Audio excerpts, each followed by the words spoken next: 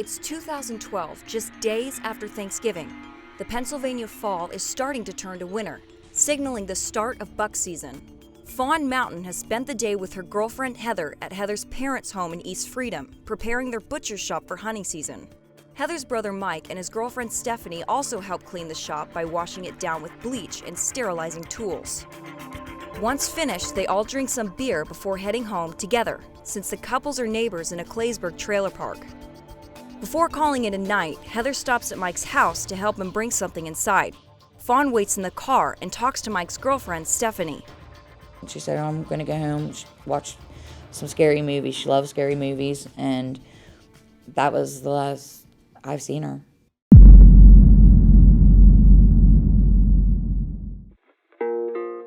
Growing up, friends and family describe Fawn as friendly, easygoing. I liked her. She was very nice and very sweet.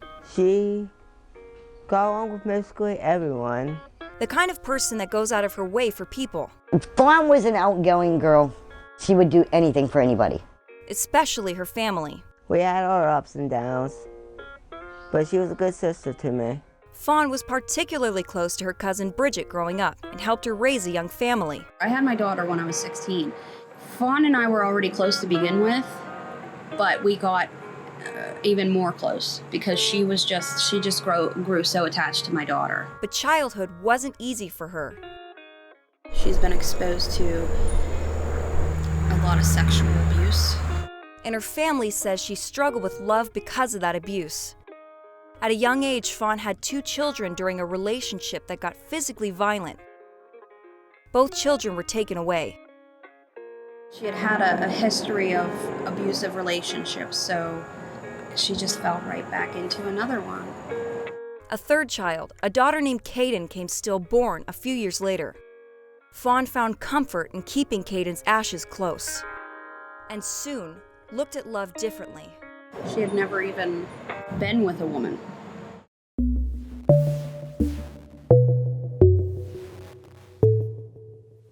Fawn first met Heather Dybert back in 2009 in an Altoona nightclub called The Island.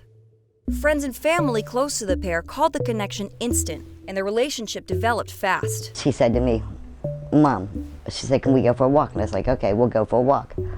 So we went for a walk, and she said, Mom, I said, what? She said, Heather wants me to move to Claysburg with her. Although Fawn appeared to be sold on her feelings, others weren't so sure, especially her mom, Dorothy, who thinks Fawn was holding something back. I'm afraid if I go with Heather to Claysburg to live, she said, I'm never coming back to Altoona. Which she was right, she never came back to Altoona. Stephanie Clark, who used to be describes Heather as temperamental and even possessive, something she says Heather brought into her relationship with Fawn. Heather worked at she had several different jobs. She couldn't keep a job because she would make Fawn go to work with her and sit in the car all day. And at other times, she made her stay at home, but she had all calls going into that house forwarded to her cell phone. That way Fawn couldn't get phone calls at the house.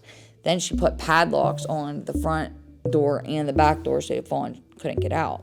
Fawn's family believes she saw things differently. She didn't see it as controlling. She saw it as she cares about me. She wants to protect me. According to the 6 protection from abuse documents filed by her former partners, Heather had difficulty maintaining healthy boundaries in her relationships, and friends say it was no different with Fawn. She comes down with this long hoodie on, and the hood was up over her head, and I'm like, can you please take that hood off?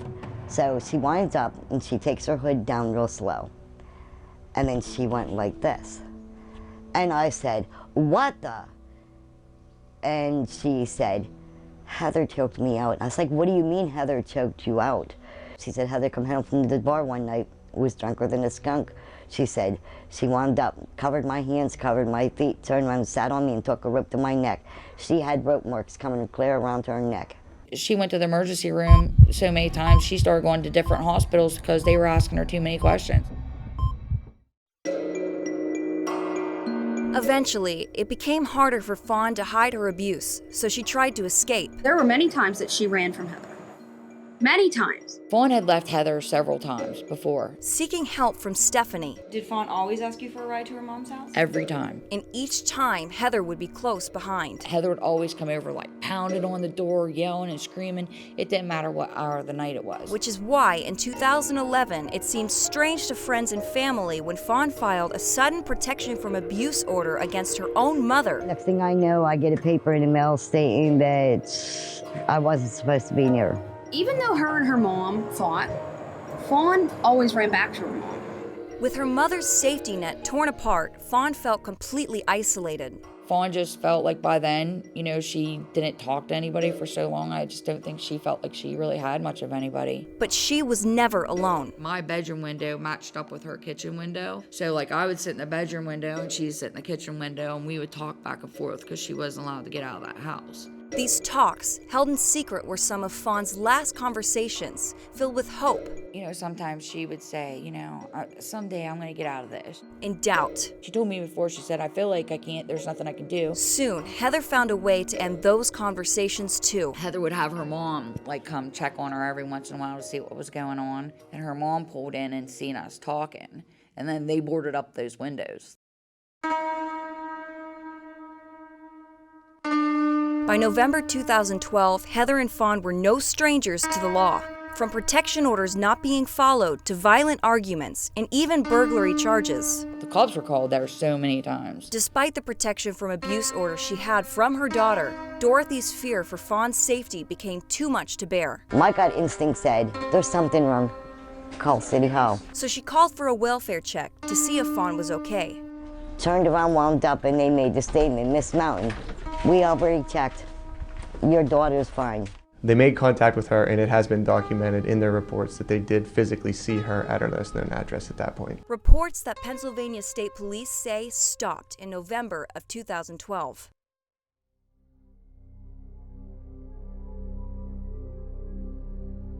It's Monday morning, November 26th. Fawn's neighbors Stephanie and Mike get ready to go to the butcher shop, but something feels off. They find Heather, Fawn's girlfriend, outside her trailer smoking a cigarette and talking to her parents. Fawn is nowhere to be seen. I didn't even know Fawn was missing or anything. I just thought it was odd that she wasn't out there too, because usually Heather didn't leave her out of her sight. And I said, well, where's Fawn at? And she said, well, I got up at 3 o'clock in the morning to go to the bathroom. She's gone. In the weeks following, friends noticed that Heather's behavior seems oddly calm for Fawn being gone. For 6 years, anytime that girl would leave her, she would be losing her mind. Going house to house, seeing if anybody's seen her or took her anywhere. Or who leaves at 3 o'clock in the morning in the middle of winter and doesn't take anything? Did she get tired of it all? Did she leave everything behind, or did something more sinister happen? These are the questions that are still left unanswered. I don't believe it. Where would she have? First of all, she never went, anywhere without her daughter's urn, and I've seen her leave Heather numerous times, and that's the very first thing she would take and get the cops to get. She didn't take any of her clothes. None of her family has heard from her. Do you think that she's alive? I'm praying to God that she is. I really do miss my sister. Friends say that a week after Fawn went missing, Heather's dad completely remodeled the trailer. They took out the carpet, the floorboards, the plywood, that's in a trailer. They took it out, ripped it all out, put all new, flooring in and everything, and then the next week she moved to Ohio. As time moved on, Heather came back to Central PA, this time with a new love. And then here 2 months later, she's back with a new girlfriend that she eventually marries. Perhaps the strangest thing after Fawn went missing was that Heather acted like the disappearance never happened. Fawn's stepdad was in the hospital dying. They were trying to get a hold of Heather. She acted like Fawn went missing and came back and was staying there and was telling her uncle and them that she was there. Heather had told so many people so many different things. Oh, well, I talked to her. She was in a prison in Ohio. She was in New York. She went to New York and she's prostituting in New York. I know Greenfield Township did database searches throughout all these states, because then there was at one point Arizona. She was supposed to be in Arizona, according to Heather. All of these states, they checked the databases and nothing. 3 years go by before a missing persons report is filed in 2015. That was another thing people were saying. How could How could she be gone that long and people not know? People also need to understand that she was in an abusive relationship where she was isolated from family and friends. She was not allowed to have family and friends. The case was never sent to state police until 2017, and by then, everyone originally involved had moved on. The initial statements that were taken from them lost. Greenfield Township dropped the ball, big time. This could have been investigated way further and more in depth if they would have just taken the time. And now the case is in the hands of state police, and they're trying to bring Fawn home. We're still fielding calls from anybody that calls Trooper Martini, and she's following up with those calls if anybody has any details that would be important to the investigation. For years, Fawn's family and friends have believed that Heather had something to do with Fawn's disappearance. This is what police had to say. Is Heather a person of interest in this investigation? We do not have a person of interest. While police have hope, they're also realistic. She's still listed as a missing person, but we do suspect that her disappearance is associated with foul play. And all that's left for Fawn's family is hope. I really want to know where she's at. So I can tell her that her dad passed away and mom's not doing so good. We have to find her.